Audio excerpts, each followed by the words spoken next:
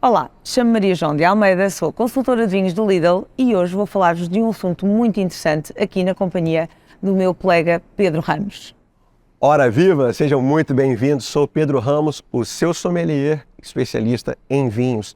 Aproveitando aí, se você está nos vendo ou está apenas nos ouvindo enquanto lava a louça na sua pia, coloca um pouco mais de detergente nessa esponja, porque o assunto hoje vai ter muita bolha.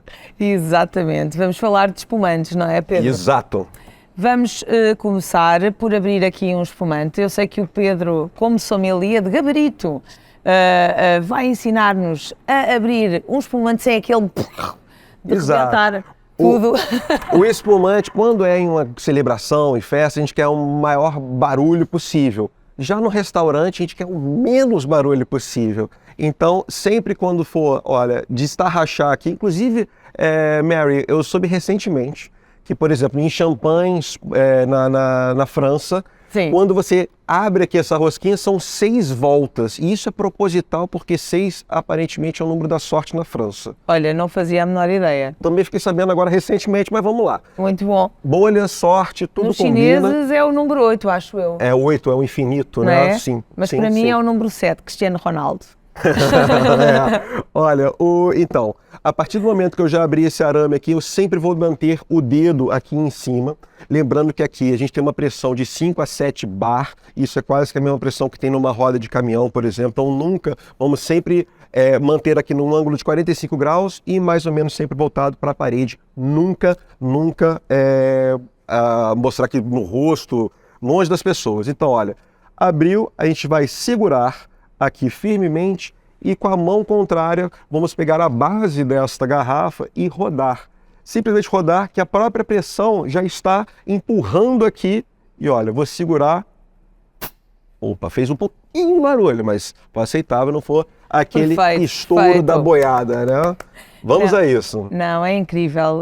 Realmente as pessoas acham que o espumante já nasce com bolhas, é sempre pronto a explodir, não é? Não pode ser, tem que ser realmente uma coisa muito, muito suave e sofisticada, como aliás é a maior parte dos espumantes. Exato, agora vamos com uma das melhores partes aqui do nosso episódio de sempre, saúde a todos vocês. Ele é obcecado pelos brindes. Claro, vamos brindar a vida, saúde, alegria. Está ótimo. Nós estamos aqui na companhia de um Castelo da Lapa super reserva, que é um vinho que nem sempre é fácil de encontrar aqui nas lojas e que realmente é o nosso melhor vinho. É incrível como a qualidade deste vinho, é um brut, não é? Método clássico. Método clássico champanhês e é realmente a um preço fantástico e mais uma vez estamos a falar das nossas marcas exclusivas e marcas próprias que são ótimas a um preço justo.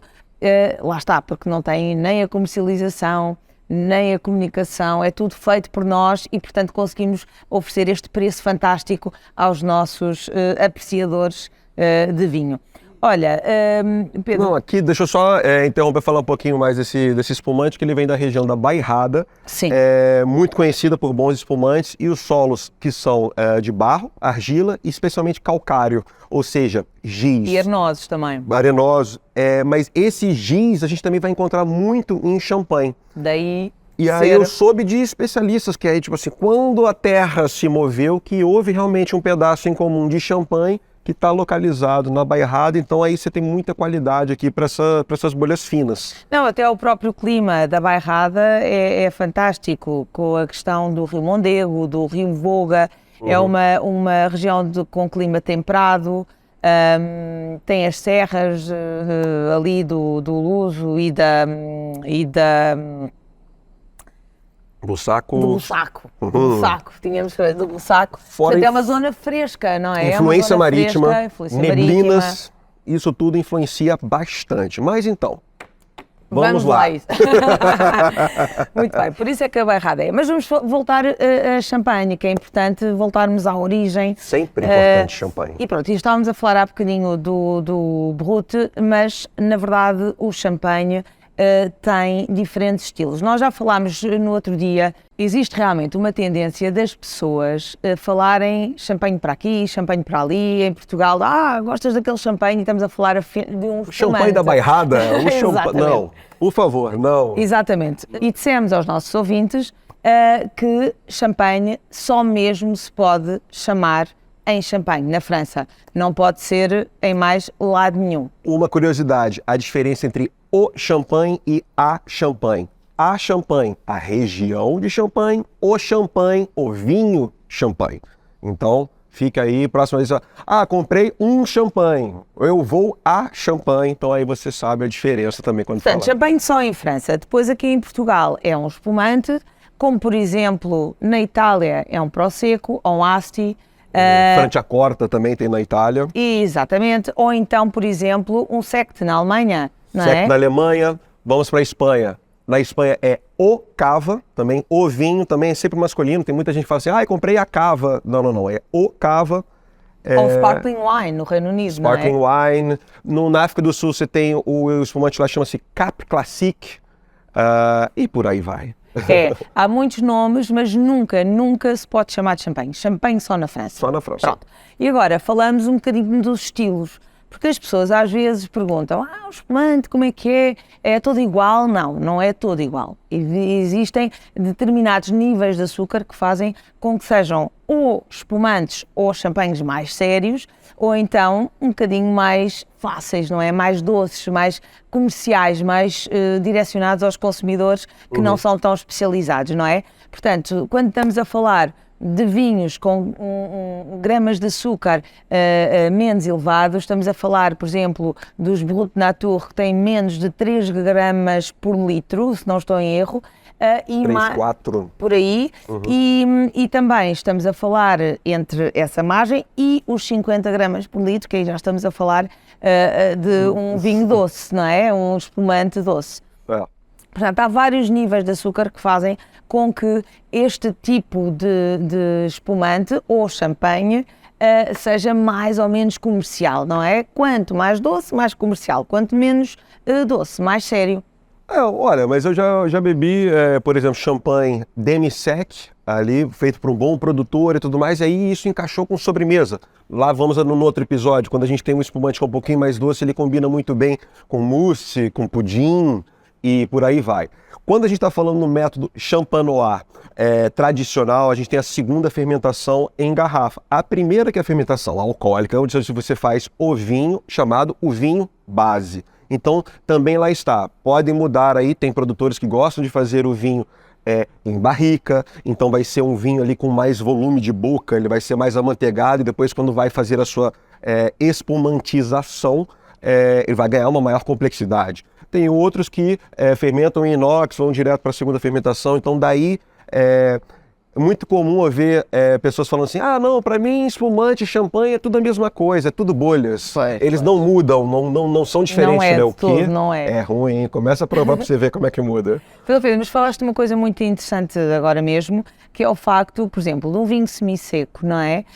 Em que nós estamos habituados a que seja um vinho, lá está, menos sério, mas na verdade, se tiver uma boa acidez, contrabalança com aquela doçura que está ali entre os 12 gramas por litro, não é? Por aí. O Brut vai ter 12 gramas litro, acima disso muda-se, mas essa... Não, meio seco, desculpa, o meio seco. Muda para meio seco, acima de 12, aí vira meio seco ou demi-sec. Exatamente. Né?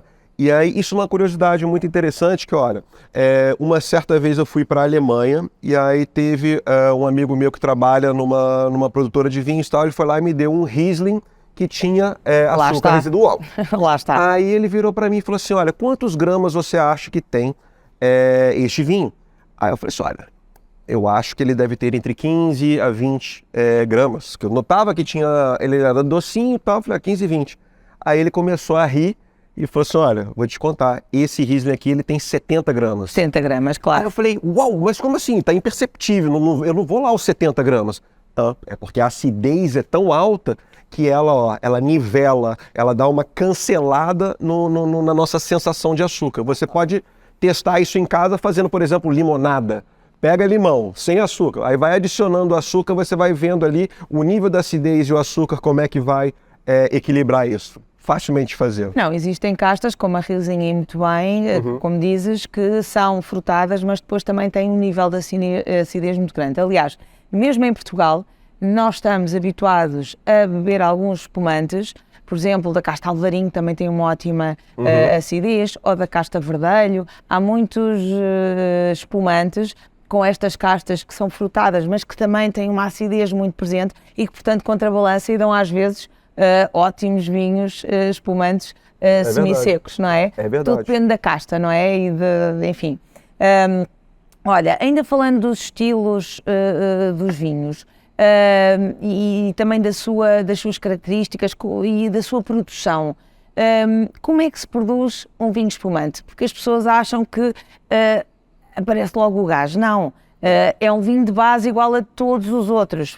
Há espumantes brancos, há espumantes rosés e há espumantes tintos. Tintos também. E tudo começa por um vinho de base igual a todos os outros. Exato, exato. Então, como estamos falando no método tradicional, essa segunda fermentação ela ocorre em garrafa. Então, vamos pegar aqui o exemplo desta garrafinha, uma garrafa de espumante. Temos aqui o vinho base e aí, a princípio, quando ele vai fazer a segunda fermentação, coloca-se aqui uma chapinha metálica, uma carica, né, similar à da cerveja, e antes de fechar a gente coloca o licor de tiragem.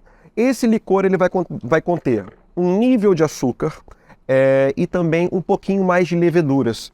Vai entrar aqui essa chapinha, vamos fechá-la e aí vai começar essa segunda fermentação. As leveduras vão comer este açúcar, o açúcar vai se transformar... Isto é chamado licor de expedição, não é? O licor de expedição é depois, na hora de expedir para o mercado. Então vamos colocar o licor de tiragem. Este contém açúcar, um pouquinho mais de leveduras, que vai reiniciar uma segunda fermentação. Já fechado com essa chapinha metálica, o gás vai ficar na garrafa, tanto que a garrafa ela é um pouquinho mais grossa para aguentar essa pressão. Curiosidade. Quem desenvolveu, dizem que é tido como o pai da espumantização, é o Dom Perignon. Ele descobriu que as garrafas elas explodiam, né? Então precisava de um vidro mais grosso e para conter essa espumantização, ele meteu essa chapinha. E a primeira vez que ele provou um espumante, ele tem a frase célebre que fala: estou bebendo estrelas. Pronto, o Dom Perignon dizem que realmente foi o pai da espumantização, que ele terá eventualmente trazido essa técnica dos monges de do algum Languedoc. outro monge, sim, verdade, Pronto, verdade. isso não está provado. De qualquer das formas, é muito interessante porque ele foi um homem fantástico. Não só fez essa questão, porque ele, na verdade, ele percebeu-se desta questão da espumantização porque as garrafas começaram realmente a estourar devido ao calor. Isso é importante dizer. Exato. Porque quando o vinho foi engarrafado ainda era frio e depois foi com o calor que fez com que as garrafas... A própria fermentação, a levedura ao comer, ela eleva também a temperatura e gera o gás carbônico e álcool. Fora disso, então, ainda estamos com a chapinha. Aí você vai fazer o seguinte movimento, o chamado movimento da remoagem. As leveduras vão estar aqui, elas vão morrer, vão decantar, e aí vai se rodando a garrafa ao longo de X vezes por dia, até o momento que ela fica na vertical. Ficando na vertical, todas as leveduras aqui de cabeça para baixo vão estar em contato com essa chapinha, e depois vai rolar o movimento do degorgement, ou chamado da degola. Vamos congelar este gargalo e aí ao tirar a chapinha, todas as leveduras vão estar coladas a esse metal e aí colocamos a rolha de cortiça. Antes de colocar a rolha de cortiça, coloca-se o licor de expedição, ou seja, para ele ser expedido ao mundo que o espera. Olha, há histórias muito engraçadas relativa a muita coisa que disseste aqui. Por exemplo, o Dom Perignon utilizou, depois de lhe acontecer isso, utilizou cera de abelha para que O gargalo? Sim, que a coisa que tapava era um feixe, não era bem uma Não era coisa de cortiço, a madeira. princípio. Pronto, era um feixe de madeira com uns cordões feitos de plantas, portanto era uma coisa muito arcaica. E ele começou a utilizar cera de abelha para poder fechar um bocadinho mais, para que o oxigênio não entrasse lá dentro e a coisa tivesse mais solidificada. Por outro lado, também é muito interessante porque dizem que ele foi um dos grandes precursores da utilização das rolhas de cortiça, exatamente porque isso era muito arcaico. Portanto, primeiro a cera de abelha e depois essa questão da cortiça. É interessantíssimo, não é? E a cortiça ela é naturalmente elástica, né? Então ela consegue se moldar e selar aqui o gargalo. Acabou de sair, isso aqui estava realmente vedando para que não saísse eventualmente gás. Exatamente. E mesmo a qualidade do vinho, saberás certamente que ele era dos poucos que na época acompanhava a vinha.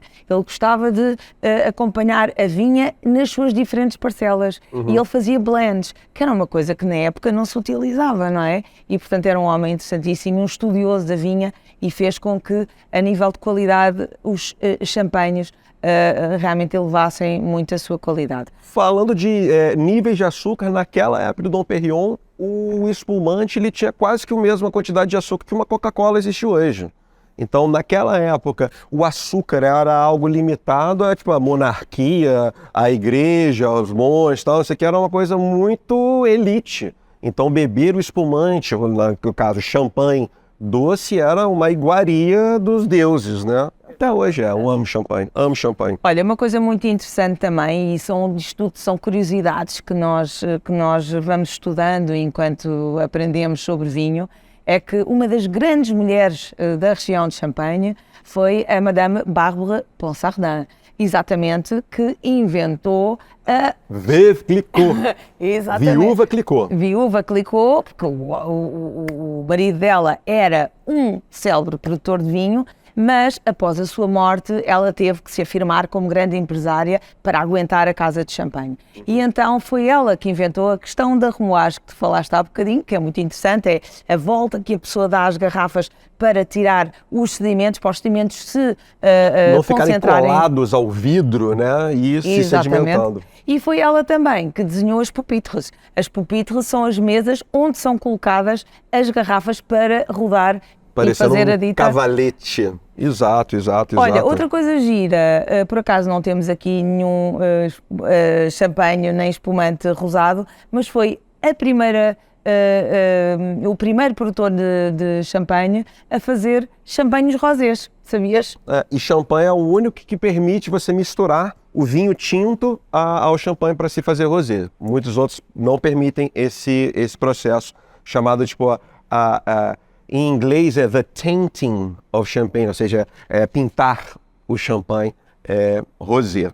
Exatamente. Olha, o método tradicional é o método mais custoso, que leva-se mais tempo, tem muito trabalho envolvido. Sim. Entretanto, existem outros métodos para espumantizar que, consequentemente, vão ser mais baratos. Exato, que é o Charmat, não é? É um dos casos que realmente é mais fácil, é um vinho mais simples, é mais descontraído, não é? Exato. O método Charmat, também conhecido como método tanque, é um tanque chamado de autoclave, curiosidade. Então, esse tanque ele é pressurizado e aí acontece essa segunda fermentação dentro do tanque. Diferente da garrafa, que você tem aqui o contato com a levedura, só que você tem o contato com a levedura dentro de um tanque, então você tem muito mais volume. Então, quando a gente está falando especialmente do Prosecco, que sofre esse processo, você deixa de ter esses aromas de panificação, que é o caso das leveduras, para você ter muito mais fruta. Fruta floral, ou seja, vamos estar falando de lima, limão, floral, de jasmim, muito mel e às vezes com uma certa evolução uns frutos um pouquinho mais secos, mas os Proseccos eles são feitos para serem bebidos imediato. Você não envelhece muito um Prosecco, porque essa é a premissa dele de ser bastante refrescante e muito mais acessível, algo mais ali, um espumante do dia a dia.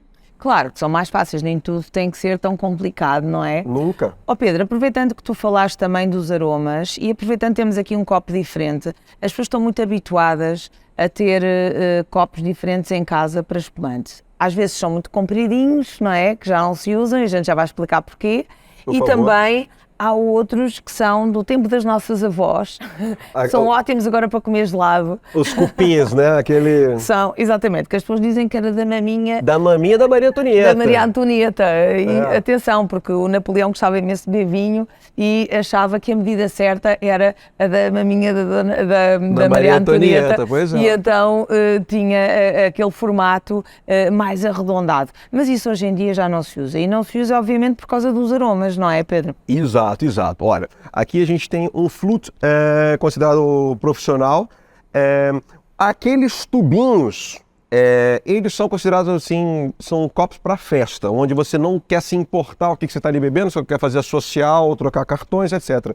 Por quê? No flute, no tubinho, você não consegue mal enfiar o nariz. Obviamente. Aqui a gente tem uma abertura, uma taça mais tulipa, onde o gás ele vai percorrer o maior possível aqui do vinho. Inclusive, recentemente eu tive com uma grande amiga minha, que é chefe de cozinha, estávamos bebendo um champanhe, e ela falou assim, olha Pedro, o copo de champanhe você não costuma abanar muito não, né? Eu falei assim, olha, não, você pode abaná-lo umas 2, 3 vezes, para realmente sentir os primeiros aromas se você está analisando o espumante ou o champanhe. Mas, ao mesmo tempo, o próprio gás que vem verticalmente até a superfície, ele já está trazendo esses aromas. E ao você abanar aqui o copo, você vai estar sacrificando umas bolinhas importantes ali. Não vamos matar as bolinhas, elas são muito importantes para nós, né? Olha, exatamente porque o Pedro está a falar nesta questão da bolinha que nós ainda não tínhamos falado. Obviamente, quando estamos a falar de um espumante ou de um champanhe feito de forma tradicional, do método champenoise, na verdade a bolinha é sempre muito mais fina, muito mais correta, não é? Olha, sobe muito mais direita, muito mais elegante. Esse branquinho aqui, que é só essa concentração das bolhas, também conhecido como o mousse. Mousse, exatamente. E realmente a bolinha, quanto mais fina, quanto mais elegante ela for, mais reta ela for, na verdade é melhor. No Charmat não é assim. No a bolha é um pouquinho mais bruta. É mais bruta, é mais rústica, não, porque lá está, é introduzido dióxido de carbono, não é natural e, portanto, obviamente é uma coisa mais rústica, menos elegante no paladar, não é? No aroma e até no paladar, essencialmente. Por falar em elegância, em vez de falar bolinhas, você pode falar perlage. E aí você perlage, pode até fazer um bico perlage. Mas fora disso também, frisantes também são vinhos que são adicionados esse gás para aumentar também o frescor. É uma outra tipo, uma bolinha mais bruta, quase como uma bolinha do refrigerante, quase e muito mais sutil do que essa intensa que fica aqui no copo, na taça, efervescente quase, né? Nada contra, a verdade é que também há espumantes, tal como os restantes vinhos. Estes vinhos espumantes ou champanhes também são para diferentes ocasiões. Exato. Todos os diferentes estilos para diferentes ocasiões. Inclusive, também lembrei de outra história. Muitas vezes me perguntam assim, Pedro, qual que é o seu vinho favorito? Aí eu, depende da ocasião. Eu estou acompanhado de quem? É uma celebração? É o meu aniversário? É aniversário de casamento? É um aniversário onde tem muitas pessoas dentro... Lá está, as ocasiões. Tem todos os tipos de ocasiões para você encaixar ali o vinho perfeito ou o seu vinho favorito daquele dia. Exato. Aí, quando me perguntaram isso, eu falo assim, não, peraí, então deixa eu reformular a pergunta. Qual é? Você está numa ilha deserta e você só pode levar um vinho. Qual vinho você levaria? Eu falei, ok, então vamos levar aqui para outro patamar essa conversa. Se eu tenho que escolher, eu vou escolher uma ilha tropical, né? Estamos ali, fantasia. A garrafa é eterna, eu vou escolher champanhe. Aí a pessoa assim, o quê? Vai escolher champanhe? Eu falei, olha, a ilha tropical, eu vou ter também um baldinho de gelo eterno, né? Porque estamos ali nessa coisa. Há lá uma fábrica de gelo, de certeza. Exato, não, vai estar ali, garrafa eterna de champanhe bom, com gelo eterno, tô nos trópicos. Tens sempre o mar assim. Tem sempre o mar. No mar eu vou ter lagosta, vou ter camarão, vou ter bons peixes. A minha ilhota também vai ter umas vaquinhas, assim como tem no Açores. Então eu vou ter marisco, peixe, carne, churrasco. e champanhe eternamente. Vou ter aí, tô na minha ilha da fantasia perfeita. Tu fazes a festa e deitas os foguetes, Pedro, é Tudo. assim. Mary, peraí. A produção pingou aqui na orelha aqui, ó. A conversa tá muito boa, mas a gente tem que passar para o... Carrinho de comprar. Carrinho de compras. Olha, Pedro, eu trouxe para o carrinho de compras O um quê? Prosecco. Prosecco! Um Prosecco. Itália! Exatamente. É como tu falaste há bocadinho. Vino frizzante. Frizzante, Ok. feito pelo Método Charmat. É um vinho super descontraído. Eu achei que era ideal para ti, porque tu és uma pessoa descontraída. Ah, poxa, muito obrigado, Eu estava muito para obrigado. trazer um champanhe maravilhoso que nós temos, de excelente relação qualidade-preço. É abaixo dos 20 euros aqui na loja. Quem sabe e é apreciador de vinho, de champanhe, sabe que os vinhos champanhes geralmente são muito caros, mesmo aqueles mais simples, os franceses, não é? Em champanhe. Exato. Mas na verdade este champanhe aqui da loja é muitíssimo bom. Mas achei agora para esta ocasião que era interessante trazer-te este vinho super descontraído, que tu podes ver à beira de uma piscina, que podes ter numa conversa. Não é um vinho que uma pessoa pensa, é um vinho muito correto e é para apreciar sem te chateares. Olha, Portanto, e aproveito para te dizer também, caso já tenhas reparado, tenho a certeza, Exato, isso que eu estava reparando aqui que é agora. de cápsula. Baixo o que é álcool. raro. O que é raro, deixa-me dizer-te, É raro. o que é raro aqui na loja, porque nós estamos a apostar na produção nacional, mas obviamente temos na loja alguns vinhos estrangeiros, como é este o caso, que são case studies de venda, portanto vendem muitíssimo bem, porque são vinhos muito corretos, muito interessantes para a sua gama de preço e portanto neste aspecto podemos ter vinhos com cápsula, que é uma coisa que o consumidor português não gosta muito, sabias? Exato, eu sei, né? A gente ouve isso, mas não Nós somos necessariamente muito. é uma qualidade inferior. A cápsula ela De está aqui todo. guardando, está vedando o vinho e, como eu falei anteriormente, esse Prosecco ele é um vinho feito não para a guarda, ele é um feito para ser bebido imediato, assim, em 2, 3 anos, né? Então, olha, ele é baixo álcool, 10,5% de álcool, que é também uma tendência de ter menos álcool para você ter tipo, mais qualidade ali na questão do nível alcoólico, você fica menos cansado, às vezes quando a gente tem uns vinhos muito alcoólicos, cansa mais. Então a gente tem a questão da drinkability, né? O quão ele é bebível. E uma curiosidade também, quando a gente vê um screw cap ou tampa de rosca, a forma de abrir, a gente tende a abrir como se fosse uma garrafa de refrigerante. Vou dar aqui, ó, o pulo do gato, a dica, você abre aqui por baixo, você segura por baixo do gargalo, porque às vezes, se você roda por cima, ele pode rodar em falso, mas pegando no gargalo e abrindo aqui, ó, e pronto, já deu aqui e tá aberto. Mas eu vou deixar ele fechadinho ainda porque eu quero apreciar ele no conforto do meu lar, não vou aqui romper aqui os ligamentos. Mas Muito muitíssimo bem. obrigado. Agora, você também não sai de mãos abanando, não, senhora? Acho bom. Vamos diretamente para a Alemanha, vamos falar alemão. Tenho aqui um Burgschoneck. Por favor, você que está nos ouvindo, se você é fluente em alemão, se você está nos vendo aqui no vídeo, por favor, e saiba pronunciar aqui Burgschoneck. Fala pra gente aí nos comentários ou me manda uma mensagem, um áudio para eu saber pronunciar. Mas Sekt é o espumante alemão. Você pronuncia esse texto, eu tenho certeza. E Halftrocken. Half Não tem boa meio, pronúncia. e Trocken significa seco em alemão. Então, Halftrocken, temos um meio seco. Meio seco, vamos ter açúcar residual. Então, esse aqui vai ser um vinho espumante alemão, docinho aqui para adoçar a sua boca. Obrigada, Fritz. Obrigada, muito bom. Danke schön. Dankeschön, obrigada.